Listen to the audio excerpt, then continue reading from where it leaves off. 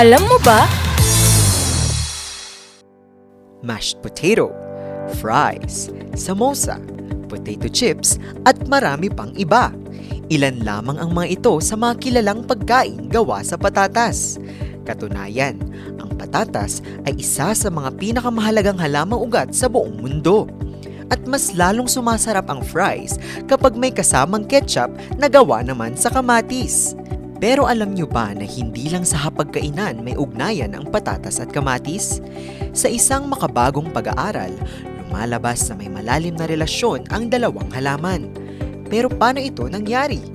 Sa isinagawang pananaliksik ng Agricultural Genomics Institute ng Chinese Academy of Agricultural Sciences noong 2025, natuklasan na ang mga modernong patatas ay nagmula sa natural na interbreeding ng isang sinaunang kamatis at isang ligaw na uri ng patatas humigit kumulang 9 na milyong taon na ang nakalilipas. Dahil sa pagsasanib ng genetic material ng dalawang halaman, nabuo ang isang bagong uri ng halaman na nagkakaroon ng kakayahang bumuo ng tuber o ang kakayahang mag-imbak ng nutrients at carbohydrates sa ilalim ng lupa.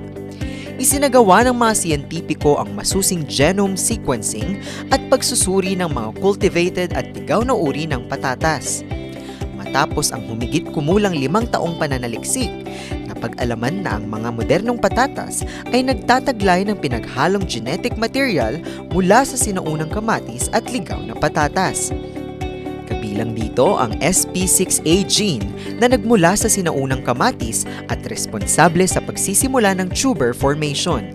Samantala, ang IT1 gene na mahalaga sa paggabay sa paglaki ng mga sanga sa ilalim ng lupa para tuluyang maging tuber ay nagmula naman sa ligaw na patatas. Mula sa sinaunang interbreeding na ito, tinatayang mahigit 4,000 uri ng patatas ang umusbong sa paglipas ng panahon. Malaki ang ambag ng pananaliksik na ito sa mas malalim na pag-unawa sa pinagmulan ng patatas. Mahalaga rin ito sa pagbuo ng mas matitibay at mas ligtas na uri ng pananim laban sa iba't ibang sakit at epekto ng climate change. May trivia ba kayong nais malaman? I-comment na yan at ito ay aming aalamin. Ngayon, alam mo na!